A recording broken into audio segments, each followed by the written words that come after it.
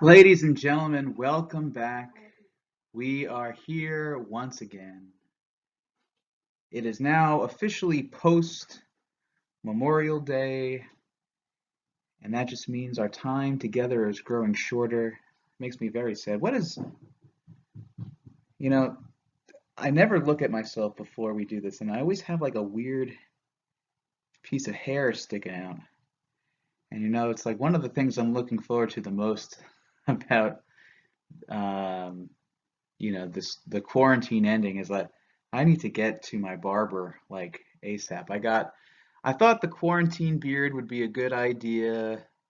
I thought it'd be kind of fun. I'm getting tired of this beard and my hair, forget it, man. My hair is way too long. Can't get it to behave. Oh well. Well, anyway, ladies and gentlemen, we're going to continue with our lesson here on program music. We're going to continue to explore program music and listen to different examples. Today is one of my favorite examples of program music, and I'm happy to share it with you.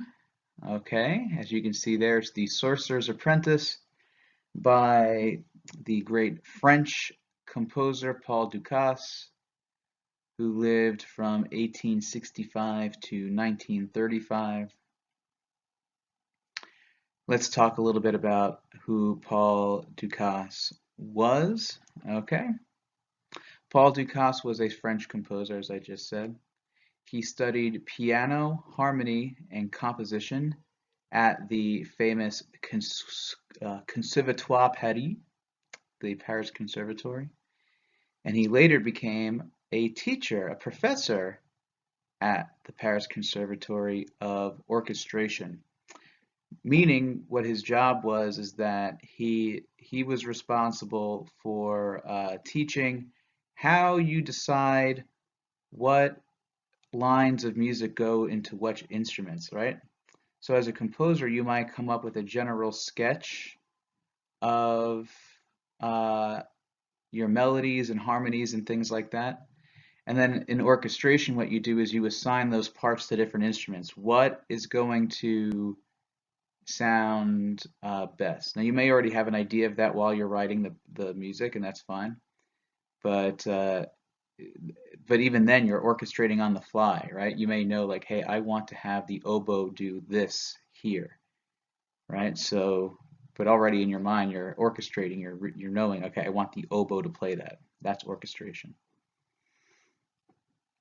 One of his most well-known orchestra pieces, and I would say by far his most well-known orchestra piece, is the piece known as L'Apprentice Sorcier, or that's how he would say it in French. In English, we would say it as the Sorcerer's Apprentice. Okay, and we're going to talk a little bit about what a sorcerer is and what an apprentice is in just a second. But this well-loved composition was written in 1897, and it was chosen by Uncle Walt, good old Walt Disney, to be included in his animated anthology of music known as Fantasia. Okay.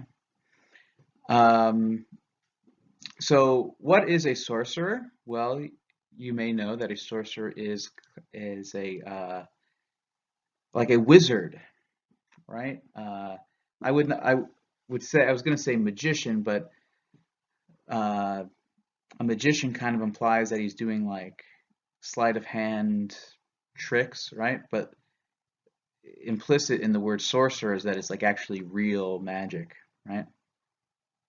And an apprentice, what's an apprentice? This is a word that we are maybe less familiar with because sadly the days of apprenticeships are kind of waning and are very few and far between. It used to be that if you didn't go to college, and that it's only very recently where it's kind of like a given that kind of almost everyone goes to college. Back in the day, it's like very, very few people did. And what would you do if you didn't go to college? Would you just like be begging on the street? No, you had many options for different careers that you could have. Except that the way that you would enter these careers is that when you were young, you would take a position as an apprentice, and these apprenticeships were often unpaid or paid very little, and you would learn. It was almost like going to school for a particular trade. You would work side by side with someone who was in the career that you wanted, and they would kind of teach you how to do the job.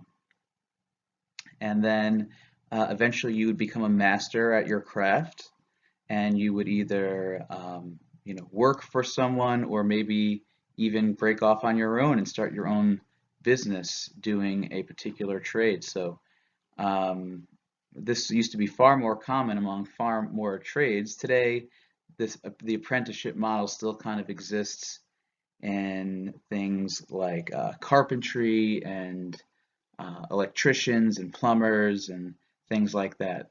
But it used to be far more wide-ranging.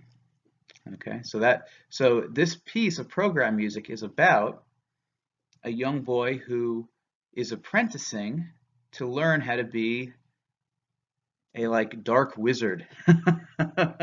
So it's a it's a little out there if but we can think of it that way. Now, the Sorcerer's Apprentice. Now, I'm not sure if you'll still be able to see me here, but I found out that I can click this button and my face will go away. But I'm not. It says turn camera preview off, so that just might mean that I can't see myself, but you might still be able to see me. I don't know, but I'm going to try it. But I have to do it so I can read the thing. Okay, it says. The Sorcerer's Apprentice is considered to be program music, which is music that the composer uses musical themes to describe a particular event, a narrative idea, or develop a character. Monsieur Ducasse based his symphonic work on a poem written by the German poet Goethe. Goethe. Hopefully that was still recording while I was reading that whole thing. We'll see. We'll see in the final edit what it's like. Okay, so now I am going to read to you the story of The Sorcerer's Apprentice in my own words here, and then I'll have you listen to it. Okay, so a young boy from the village was apprenticed to a sorcerer. The young boy wanted to learn how to create magic, but all that he was allowed to do were chores, carrying water, picking up, and cleaning around the sorcerer's castle. He felt like a servant, because he kind of was. One day, as the sorcerer was getting ready to leave the castle, orders were given for the boy to carry water from the well and use it to scrub the floor in the great hall. As soon as the sorcerer left, the boy put on the sorcerer's special hat, sat down to look through the big book that contained the sorcerer's magic spells. He wanted to be like the sorcerer and do magic more than anything else. He looked through the big book of spells, and he found a spell that would bring inanimate objects to life. He got an idea. Instead of sweeping and mopping the castle floor, he would use magic and make the broom do it. Ha! He could sit back and relax, and the broom could be his servants.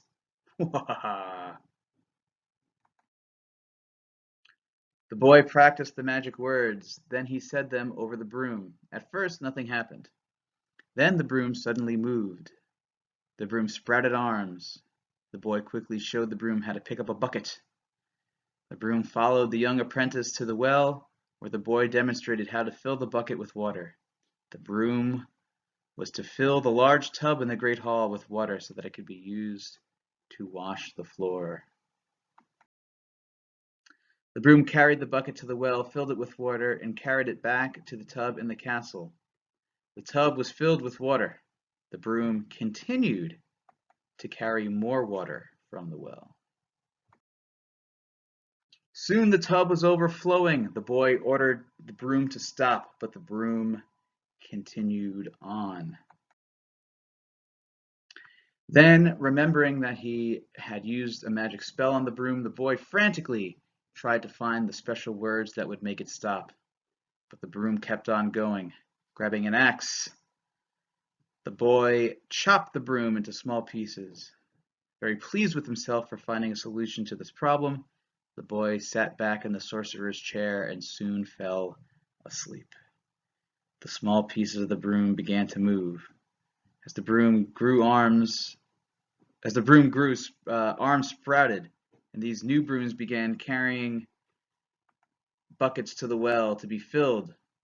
You understand what happened here? He chopped the broom into a million pieces with the axe, but then each of those million pieces grew into its own brooms. We had like an army of a million brooms.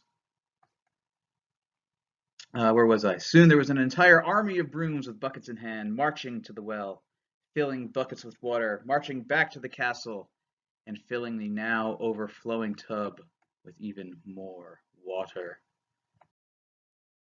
The water cascaded from the tub into the room. Waves of water washed up the walls of the great hall, and the apprentice was cast afloat in his chair.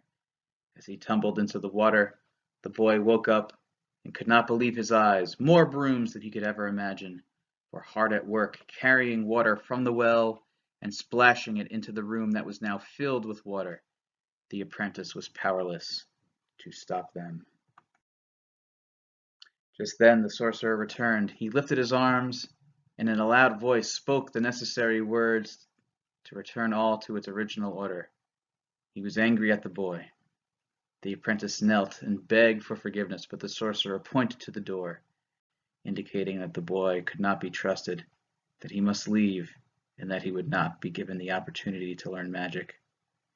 Sadly, the boy turned to go.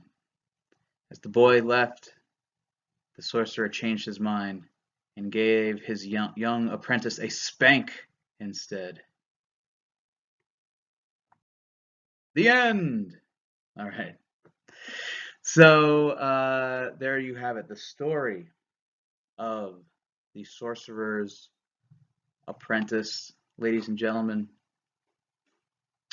what your job is now is to listen to this piece. I'm going to provide two links for you to listen to. One is of an orchestra, a live orchestra playing this piece. I want you to give that one, I don't want you to listen necessarily unless you want to the whole thing, or unless there's time left after your activity, which I'm about to explain, and you need to fill the time to still have work to do for this class period.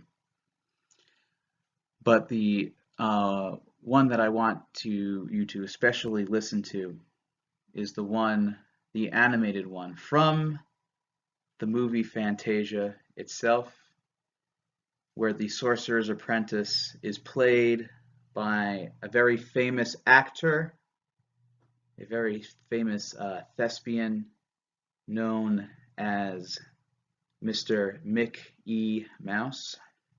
Yes, Mickey Mouse is the Sorcerer's Apprentice in this animated version. This is where you also get the famous famous icon of Mickey in the red robe with the blue sorcerer's hat with all the stars and crescent moons on it.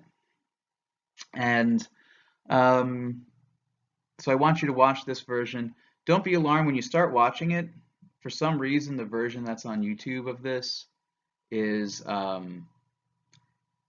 there's like a little introduction that is in Spanish. I'm not sure why it's in Spanish, but don't worry. If you don't speak Spanish, don't worry. Just listen to it for like a minute and then it will pass. And then once you get into the story, once you get into the piece of music by Paul Dukas, then it's all there's no narration, there's no words, it's all the story being told by the music and being enhanced, let's say, by the Disney animation. Okay, so take a look at that. And then there's another activity that you'll find attached to this as well. Okay, so that's going to be your assignment for today. I bid you adieu, goodwill, and I'm representing TMS here with my shirt today. So go Tigers, and I'll talk to you guys very, very soon for our final few lessons of the year. What do you know? All right, take care. Goodbye.